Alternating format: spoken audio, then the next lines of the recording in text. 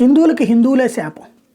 కుంభమేళ అసలు ఎన్నేళ్ల తర్వాత వచ్చింది, ఎందుకు వచ్చింది, కుంభమేళాలో అసలు స్నానం ఎందుకు చేయాలి, త్రివేణి సంగమం అంటే ఏంటి, అసలు ఈ స్నానాలు చేయడానికి ఉన్నటువంటి ఆధ్యాత్మిక ప్రాధాన్యం ఏంటి, శాస్త్రీయంగా అయితే ఎందుకు చేస్తుండొచ్చని అనుకుంటున్నారు.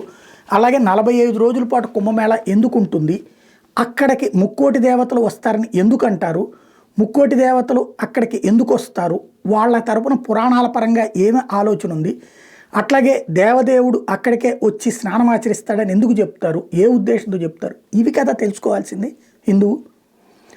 ప్రతి క్రైస్తవుడికి బైబిల్ తెలుస్తుంది, ప్రతి ముస్లింకి ఖురాన్ తెలుస్తుంది, కానీ ప్రతి హిందూకి తన హిందూ కార్యక్రమం ఏంటో తెలియదు. మసీదులు చర్చిలకు వెళ్ళేటటువంటి వాళ్ళందరికీ వాళ్ళ మతానికి సంబంధించినటువంటి ప్రతి పండగ ప్రత్యేకత తెలుసు, మనకు సంబంధించి ఏమీ తెలియదు.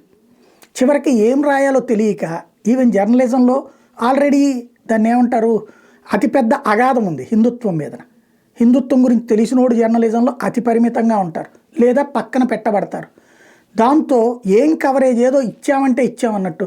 అక్కడెవరో మొనాజేసా లాంటి తేనెకళ్ళ అమ్మాయి కనబడింది, ఆమె గురించి వీడియోలు చేస్తారు.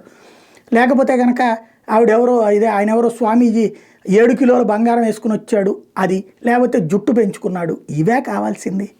అక్కడికి వచ్చిన భక్తుడికి లభిస్తున్న వసతి ఏంటి, ఎక్కడి నుంచి ఎంత కష్టపడి వచ్చాడు, ఎందుకు వచ్చాడు, అంత 1.5 కోటి మంది వస్తుంటే ఆ భక్తులతో మాట్లాడి, ఆ భక్తులు ఎక్కడి నుంచి వచ్చారు, ఎంత కష్టపడి వచ్చారు, అప్పు చేసి వచ్చారా, ఎందుకు అంతగా హిందుత్వం పట్ల వాళ్ళు అక్కడ దాకా వచ్చి స్నానం చేయాలనుకుంటున్నారు, ఇదన్నా కనీసం వాళ్ళతో మాట్లాడించండి. అది వదిలేసి ఎంతసేపటి కనీసం ఇది చెప్పగలగాలి, ఇవి అన్నటువంటి అదన్నీ వదిలేస్తే ఎట్లాగా.